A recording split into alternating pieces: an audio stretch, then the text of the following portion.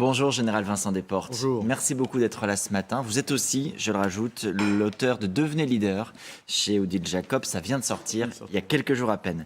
Je le disais donc, hier, on a assisté à une controverse entre Russes et Ukrainiens autour du sort de Kramatorsk. On est là dans l'est de l'Ukraine. L'armée russe affirme avoir frappé la ville et avoir fait 600 morts, 600 victimes côté ukrainien, ce que l'Ukraine dément. Impossible de vérifier ce qui s'est réellement passé, même si des explosions ont bien été entendues dans la ville samedi avant minuit. L'Ukraine dit que cette revendication russe ne correspond à rien. Quel serait l'intérêt des Russes à donner ces chiffres, à affirmer ces 600 morts, si d'ici quelques heures ou quelques jours, les Ukrainiens sont capables de démontrer que c'est un mensonge? L'intérêt est clair. La guerre est un acte de communication en lui-même. Et là, on a la communication dans la communication. Cette communication, elle s'exerce vers les citoyens du pays lui-même ou vers l'extérieur. On a eu une première communication de Poutine avec cette rêve qui était vers l'extérieur, disant, vous voyez, moi je suis un pacifiste et c'est Zelensky. Lorsqu'il a dit au moment du Noël, pendant 36 heures, on est en cessez-le-feu. Voilà, exactement. Et puis on a eu, il y a quelques jours, cette attaque ukrainienne qui a causé au moins 89 morts, d'après ce que disent les Russes. Ça ne pouvait pas rester en l'état. Il fallait bien que le président Poutine fasse savoir à son peuple qu'il était aux affaires et que son armée était toujours forte et que cela ne resterait pas impuni. Donc il déclenche une frappe qui probablement ne produit pas beaucoup de dégâts, mais il annonce à son pays « vous êtes vengés, nous avons tué 600 personnes ». Ce qui d'ailleurs nous laisse penser qu'il y a eu beaucoup plus de 80 morts russes, mais on est probablement plus près de 400 dans la frappe ukrainienne d'il y a quelques jours. Quel était le chiffre qu'avaient laissé entendre les Ukrainiens? En effet, exactement. Ils estimaient avoir fait certainement autour de 400 morts russes. Donc eux disent, nous c'est 600. Ce qui prouve bien que c'était probablement 400 d'ailleurs, c'est 600. Donc on est, si vous voulez... Dans la surenchère. On est dans la surenchère. On est dans la logique de la guerre. La logique de la guerre, si on ne la maîtrise pas, c'est la montée aux extrêmes. Elle va toujours aux extrêmes et elle se termine par l'épuisement commun, d'où l'impérieuse nécessité de penser après la guerre. On va en parler bien sûr. Vous venez de souligner quelque chose qui me paraît très important. Vous dites, en creux, ça nous donne certainement l'information que le bilan côté russe, il était plus important, qu'ils ont peut-être eu ces 400 morts. C'est-à-dire qu'en fait aussi, en disant cela, les Russes, ils font une sorte d'aveu de faiblesse. Ils reconnaissent qu'ils ont été frappés, qu'ils ont été attaqués, d'où ce besoin de riposter. On n'a pas besoin de riposter, on n'a pas besoin de se venger lorsqu'on n'a pas été affaibli en première intention. Vous avez parfaitement raison. Que la Russie soit en faiblesse, c'est absolument clair. Que son armée ait des difficultés, encore qu'elle se soit bien redressée depuis quelques semaines. Depuis l'arrivée du général Surovikin à la tête du théâtre ukrainien, on a eu une évolution darwinienne de l'armée russe qui est en train de se rétablir et dont on a noté qu'elle était en train de réattaquer à droite et à gauche, au nord et au sud de Bakhmout. Donc les choses ont un peu changé. Mais néanmoins, il est clair que pour l'instant, l'armée russe est en faiblesse et donc elle ne peut pas laisser impunie, entre guillemets, bien sûr, la frappe ukrainienne il y a quelques jours. Vous mentionnez Bakhmout, il y a Soledar à quelques kilomètres de là. On est sur les points, on va dire, les plus chauds en ce moment sur le front Est. On est quand même frappé, Bakhmout, ça fait plus de 6 mois que les combats sont acharnés, que les munitions, les hommes, les victimes s'accumulent. Vous dites qu'il y a eu quelques mouvements. Comment expliquer cela dit que ce soit si long, si difficile, que ça bouge en réalité que de manière très marginale dans un sens comme dans l'autre? Il suffit de revenir un peu en arrière et de regarder la guerre de 14-18. Là, ça n'a pas duré 6 mois, ça a duré 4 ans. Ça a duré de fin septembre 1914 jusqu'à début février 1918, avant que ça bouge. Et là, on est resté sur une ligne avec, je le rappelle, 1000 morts français chaque jour, 600 morts britanniques, 1600 morts allemands chaque jour de l'autre côté, et ça n'a pas bougé. On est dans la même situation. On est dans la même situation, bien sûr. Il y a un point aussi, c'est que sur ce terrain-là, à l'Est, il y a une sorte de compétition interne côté russe. Qu'est-ce que j'entends par là? Il y a l'armée officielle qui s'est engagée, il y a la milice Wagner, Evgeny Prigojine. On sait même qu'il y a des combattants venus de Tchétchénie qui se sont engagés. Qu'est-ce qui se joue là sur le plan intérieur pour Vladimir Poutine et pour l'équilibre des forces? Est-ce qu'il y a une sorte de prime? Est-ce qu'il y aura une sorte de prime à celui qui, côté russe, aura réussi à faire bouger la situation? Je sais pas. Ce qui est sûr, c'est que Prigojine, c'est la bataille, Bakhmout, c'est la bataille de Prigojine, et quelque part, lui-même joue sa crédibilité, il joue sa manœuvre, où il est allé chercher des soldats dans les prisons, il doit absolument montrer que ça fonctionne. Alors, il y aura à un moment donné un combat pour le pouvoir au Kremlin, et lui, évidemment, se positionne, et le résultat de cette bataille de Bakhmout aura un impact fort sur sa crédibilité en tant que successeur éventuel de Poutine à un moment donné, et il est parmi les papabilés, hélas. Vous disiez tout à l'heure, le cessez-le-feu aussi, c'était une arme de communication de la part de Vladimir Poutine. Là encore, les Ukrainiens ont tenté de démasquer cette manœuvre. Volodymyr Zelensky s'est exprimé très clairement. Il dit le monde voit encore une fois à quel point n'importe quel mot prononcé par Moscou est faux. Il y a d'ailleurs eu des victimes pendant ce cessez-le-feu, au moins 2 morts, au moins 9 blessés, même si ces chiffres sont toujours très durs à vérifier et qu'ils sont souvent plus importants. Est-ce que Vladimir Poutine, malgré tout, en a tiré quoi que ce soit de positif? Vous disiez, il envoie des messages à sa population, au monde. Est-ce que là, on lui crédite quoi que ce soit sorti de ce cessez-le-feu? Non, mais l'Occident ne lui créditera évidemment rien. En revanche, encore une fois, vis-à-vis de l'interne, il montre que lui, il est bien agressé. La preuve, c'est qu'il a proposé un cessez-le-feu et qu'il n'a pas été respecté. Qui l'a pas respecté, c'est difficile à dire. En fait, c'est très difficile de le faire respecter un cessez-le-feu. Bon, qui ne l'a pas respecté? Est-ce que les Russes ont tiré? Est-ce que les Ukrainiens ont tiré en premier? On ne sait pas. Mais en tout cas, il n'y en a pas eu. Mais en tout cas, il est aujourd'hui en capacité de démontrer à son peuple que lui a voulu faire un cessez-le-feu et que les Ukrainiens l'ont attaqué. Sa position vis-à-vis de son peuple, c'est bien de se montrer que la Russie éternelle est attaquée. Donc il le montre à la marge, certes, mais il le montre une nouvelle fois. Après, comme vous le disiez, les Ukrainiens aujourd'hui, ils sont en dynamique, ils sont agressés. Ils n'avaient pas réellement de raison de respecter ce cessez-le-feu, quoi qu'il en soit. C'est-à-dire que eux, ils ont tout intérêt à poursuivre leurs offensives en réalité. Il est clair que dans cette affaire-là, on sait depuis longtemps qu'on joue avec le temps, contre le temps pour les Ukrainiens qui doivent absolument acculer la Russie le plus rapidement possible et avec le temps pour Poutine qui a besoin du temps. Il est en train de préparer 40 nouvelles brigades fraîches, relativement entraînées, qu'il pourra réengager à un moment donné, mais il ne pourra les réengager que s'il tient. Et chaque instant gagné par rapport à une défaite possible est un instant gagné pour une future victoire. Donc on voit bien que de toute façon, le président Zelensky a besoin d'avancer et d'ailleurs il continue évidemment à combattre et il a raison. Vous parliez de nouvelles brigades, il y a aussi cette information qui vient des renseignements ukrainiens, militaires, sur la mobilisation, une nouvelle vague de mobilisation côté russe. Donc là le chiffre qui est donné par exemple par les Britanniques du Guardian, mais pas seulement, c'est dire qu'il y aurait 500 000 nouveaux mobilisés au mois de janvier. On rappelle à titre de comparaison que la première vague de mobilisation qui avait été annoncée à l'automne, c'était 300 000. Les Russes n'ont pas confirmé cette nouvelle vague de 500 000. Ils disent d'ailleurs, on n'en a pas forcément besoin, on n'a pas utilisé nos 300 000 mobilisés de l'automne. Là encore, c'est un discours. Est-ce qu'ils peuvent en tirer un avantage, un bénéfice? Est-ce que par exemple la vague de mobilisés de l'automne a été pour eux un gain sur le terrain?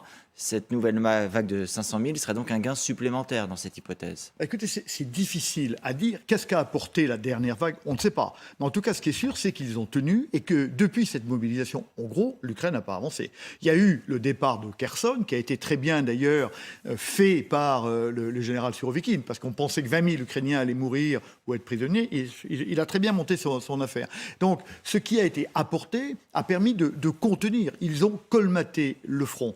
Et donc, si ce colmatage continue, c'est-à-dire que si l'armée russe continue à tenir, personne n'en sait rien, mais si elle continue à tenir, il est clair que les 500 000 hommes dont vous parlez ou les 40 brigades que d'autres annoncent vont être une masse de manœuvre tout à fait importante, dont le président Poutine pourra faire 2 choses, soit simplement confirmer ses acquis qui ne sont pas négligeables, c'est à peu près 18% du territoire ukrainien, soit tenter une nouvelle attaque pour aller plus loin. Le printemps nous le dira. Vous parliez tout à l'heure du parallèle avec la guerre de 14-18. Sur ce plateau, ce week-end, Stéphane Courtois, qui est le co-auteur du livre noir de Vladimir Poutine, faisait un autre parallèle. Il dit c'est un peu comme Stalingrad. Les Russes mettent un maximum de soldats sur le front pour épuiser les munitions adverses. Est-ce que ça vous paraît résumer l'état du conflit? En fait, on en est réduit, côté russe, à tâcher d'épuiser l'armement ukrainien? Écoutez, quand on en arrive à ce genre de choses, les logiques sont toujours les mêmes. Je rappelle que la logique du commandement allemand en 1916, c'est de dire nous sommes 60 millions. Les Français sont 35 millions. Nous pouvons faire couler plus de sang, nous pouvons perdre plus de soldats que les Français. Donc, on va lancer les vagues les unes contre les autres. C'est pour ça que le général Falkenhayn n'avait qu'une stratégie qui n'en était pas une. Nous voulons saigner l'armée française à blanc. Prigojine dit quoi? Il parle de la boucherie de Bakhmout. Et effectivement, les Russes, je crois, sont de l'ordre de 140 millions, les Ukrainiens de l'ordre de 40 millions, si je ne m'abuse. Eh bien, il y a beaucoup plus de sang russe à faire couler que de sang ukrainien. On est dans cette même manœuvre. C'est pour ça qu'il faut l'arrêter, cette guerre. C'est terriblement cynique, ce que vous dites. Comment? C'est terriblement cynique, pas de votre point de vue, mais si c'est la stratégie, la logique, c'est de dire, voilà. On assume de perdre des hommes. Mais oui, on assume. Dans cette logique-là, il ne me souvient pas que les Russes sont extrêmement précautionneux de la vie humaine. C'est même pas du tout l'histoire russe, parce que les 25 millions de la Grande Guerre patriotique, c'est 25 millions, beaucoup par incompétence même de l'armée russe. Les vagues de soldats. Vous savez comment l'armée russe déminait les mines posées par les Allemands. Ils envoyaient des fantassins. C'est le général Zhukov qui le dit à Eisenhower. On le trouve dans les mémoires d'Eisenhower. Donc on voit bien que le respect de la vie humaine, c'est pas vraiment leur problème. Et la philosophie russe n'a pas changé. Et je vous rappelle, ou plutôt je dis que la matrice de la formation des officiers russes, ce sont des guerres sans morale. C'est la guerre de Tchétchénie et c'est la guerre de Syrie, dans lequel on tue, on détruit sans aucune limite. C'est la matrice qui a formé les officiers qui sont aujourd'hui au combat. Ça les singularise par rapport aux autres armées du monde, ukrainiennes bien sûr, occidentales également, peut-être ailleurs? Bien sûr, ça les singularise complètement, si vous voulez. Nous avons une autre philosophie de la guerre. L'humanisme européen n'a pas véritablement pénétré en Russie. Il n'y a pas eu, si vous voulez, les grandes purges de Staline n'ont pas été purgées, justement. Il n'y a pas eu de grand Nuremberg à la fin du stalinisme pour faire changer les choses. On a eu à la fin de la guerre de 1945 une prise de conscience de l'horreur de la guerre, du coût, du prix de la vie humaine. Et ça ne s'est pas passé en Russie, ça ne s'est pas passé. Donc nous avons une conception de la guerre, une conception de la valeur de l'humain, de l'homme, qui est évidemment complètement différent de celle qui prévaut en Russie. Alors, pendant que les Russes assument, comme vous le dites, ces pertes, si elles sont nécessaires de leur point de vue, les Occidentaux, eux, se préoccupent de l'armement de l'Ukraine. On a eu la semaine dernière ces annonces assez retentissantes, impressionnantes, quand on les voit de l'extérieur. La France qui dit on va livrer des chars légers, les Américains et les Allemands qui ont emboîté le pas. Est-ce que c'est de nature à changer le rapport de force sur le terrain, ou est-ce qu'on est plus dans la vitrine pour montrer encore une fois que les Occidentaux sont au rendez-vous? Alors, est-ce que ça change le rapport de force? Non. Parce que, si vous voulez, on est quand même à la marge par rapport au parc. Que ce soit important, oui, bien sûr. Et ce qui est important, c'est qu'on apporte des armes qui sont un peu de nature différente des armes précédentes. Mais vous savez, moi, quand je vois ça, d'une part, je me félicite. On ne peut pas laisser l'Ukraine perdre. L'Ukraine ne doit pas perdre cette guerre. Mais en même temps, moi, ça me fait penser à l'histoire des deux gamins qui sont dans la cour de l'école et chacun se lance des cailloux. Et que font leurs amis? Ils leur apportent de nouveaux cailloux. Des deux côtés, on apporte des cailloux. Alors moi, je crois que c'est quelque part un peu irresponsable. En même temps, il faut apporter des cailloux. Mais en même temps, il faut chercher à trouver une solution pour que ces deux gamins arrêtent de s'étriper. Voulons-nous que cette guerre se termine par un épuisement commun, par un effondrement de la Russie qui serait le plus mauvais service que nous pourrions rendre au monde? Évidemment pas. Donc il est temps, d'une part, de continuer à réarmer suffisamment l'Ukraine pour qu'elle ne perde pas, c'est indispensable, et en même temps essayer de construire la paix. Par probablement l'organisation d'une grande conférence internationale. Je rappelle, depuis le début de l'histoire, depuis le milieu du deuxième millénaire, toutes les guerres se sont terminées par des grandes conférences internationales qui alliaient tout le monde. Le traité de Westphalie, qui est fondamental, 1648, le traité de Vienne, 1815, même Napoléon à Campo Formio, à Tilsit, il prend ses adversaires, il réfléchit avec eux, il établit. Et ça permet de terminer la guerre. Donc ça, c'est vraiment important. Apporter des cailloux, oui. Essayer de faire en sorte qu'enfin les deux gamins arrêtent de se battre, c'est encore plus important. Général Vincent Desportes, est-ce que pour faire cette conférence que vous appelez de vos voeux, il ne faut pas d'abord, malgré tout, qu'il y ait une victoire militaire de l'Ukraine et que le rapport de force soit établi, qu'on ne soit pas dans cette situation d'équilibre des forces? Aujourd'hui, c'est un peu ce qui se passe. La Russie a un bout du territoire, pas totalement, elle n'a pas parfaitement atteint ses objectifs. Il y a quand même la question de quel est le mode d'emploi, quelles sont les étapes. Est-ce que l'étape numéro 1, c'est pas d'abord la victoire militaire de l'Ukraine qui lui permet de recouvrer son entière souveraineté territoriale? Eh bien, je n'en sais rien. Ce qui est sûr, c'est que c'est ce genre de choses que la conférence internationale doit déterminer. Et la question est, effectivement, jusqu'où doit-on laisser l'Ukraine gagner? Elle doit gagner, mais jusqu'où doit-elle gagner? Et quel système? Je rappelle, c'est quand même important. Pourquoi est-ce que les Allemands décident de confier à Wilson le soin de l'armistice à partir du mois de février 1918? Parce qu'il y a eu le 14 points de Wilson, parce qu'il y a eu une vision de la paix.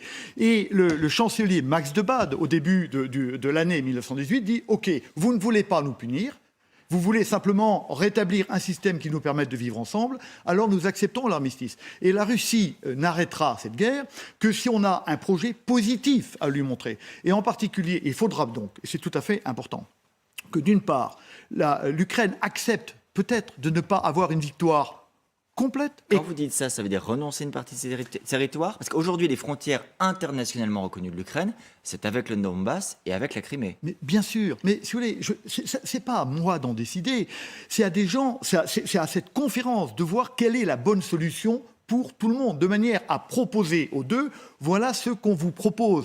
Et donc, il faudra, si vous voulez, il faudra que la Russie aussi ait des perspectives. De toute façon, il faudra vivre avec la Russie. La Russie, elle partira pas. Et donc, la question de fond dans cette affaire-là, c'est quelle Russie voulons-nous à la fin de la guerre? Voulons-nous un éclatement de la Russie, qui est tout à fait possible?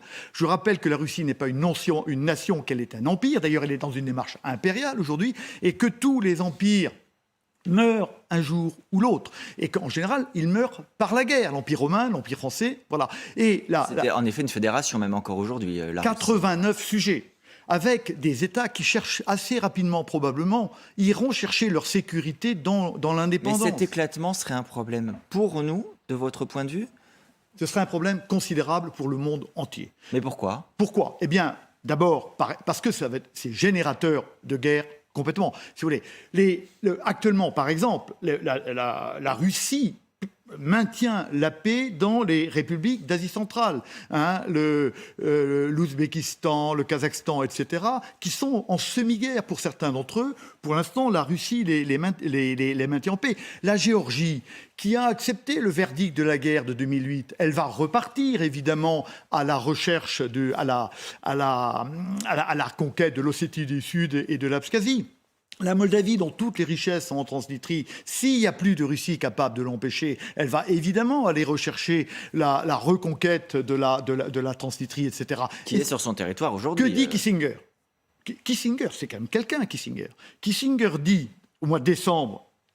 Et il a été très contesté dans pour Le Spectateur, il dit, peut-être, mais il dit la chute de la Russie, c'est le chaos sur 11 fuseaux horaires. C'est le chaos équipé quand même de 6000 têtes nucléaires en parfait état. Les chars russes ne sont pas toujours en parfait état. Donc la question est, que voulons-nous? Moi, je vous dis pas. Je dis simplement, il faut réfléchir à cette affaire-là. Encore une fois, la responsabilité des parents n'est pas uniquement de donner des pierres aux enfants. Il est de leur en donner pour pas qu'ils perdent. Mais en même temps, d'essayer de trouver une solution. En français et en géopolitique, ça s'appelle une architecture de sécurité internationale qui permette aux deux parties de dire « Ok, on arrête comme ça ». Et vous avez vu, général Vincent Desportes, c'est un peu ce qu'avait esquissé Emmanuel Macron quand il dit qu'il faudra des garanties de sécurité à la Russie, le jour où on en serait au moment de la discussion.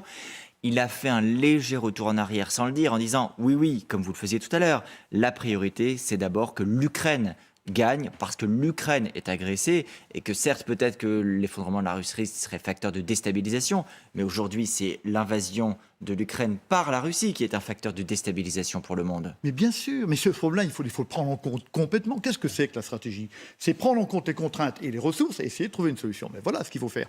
Aujourd'hui, quelle est là? On voit bien que laisser la guerre continuer, c'est moralement très satisfaisant, c'est politiquement très intéressant en politique intérieure, mais c'est irresponsable géopolitiquement. Quel est le problème du président Macron? C'est que lui, il est réaliste et dès le début, il a compris ça, évidemment, et que finalement, sa voix a eu du mal à porter parce que, si vous me permettez l'expression, les pays du front, qui ont une psychologie collective qu'on comprend bien, parce qu'ils ont été la victime de la Russie, ne peuvent pas entendre ce discours-là. Mais pourtant, c'est bien ce discours-là qui permettra un jour de bâtir demain une Europe dans laquelle on pourra vivre en paix plus de 30 ans. Parce que là, la paix qui a été établie en 91, Elle n'a À permis que l'issue de la guerre froide, effectivement. elle n'a permis que 30 ans de paix. Donc la question est, il faut que les logiques de puissance qui ont conduit à cette guerre, vous savez, la guerre, c'est un peu l'affaire des somnambules de 1914, on se rappelle le livre de Clark. Hein, on va vers la guerre et on la laisse faire. Donc il faut. Et pourquoi ? Parce que ce sont les logiques de puissance qui ont prévalu sur les Un dernier logiques mot, de Général sécurité Vincent collective. Desportes, juste en termes de stratégie, puisque c'est aussi votre spécialité, on voit qu'il y a eu de nouveaux armements et de nouveaux hommes qui ont été massés en Biélorussie. La Biélorussie, c'est le pays depuis lequel était partie l'offensive qui s'était dirigée vers Kiev le 24 février dernier. Est-ce que vous voyez les Russes et des Biélorusses reprendre le même chemin, la même stratégie un an plus tard, où ce qui a échoué une fois échouera forcément la seconde? Alors, on ne peut pas dire ça, mais ce qui est sûr, c'est que pour l'instant, les moyens ne sont pas réunis. Je rappelle que l'Ukraine s'est fait complètement surprendre, qu'ils n'avaient pas bouché l'axe Minsk-Kiev et que donc ils ont été surpris. Là, ils ne seraient pas surpris parce qu'ils sont en train, Ils sont prêts cette fois. de préparer. Donc, on est très très loin. Mais par contre, l'avantage stratégique de la Russie, c'est bien de conserver une menace au nord pour fixer de la force ukrainienne qui, comme ça, ne peut pas porter vers l'est. Et disperser, bien sûr, les troupes ukrainiennes sur plusieurs pans du territoire. Merci beaucoup, Général Vincent Desportes, d'avoir été là.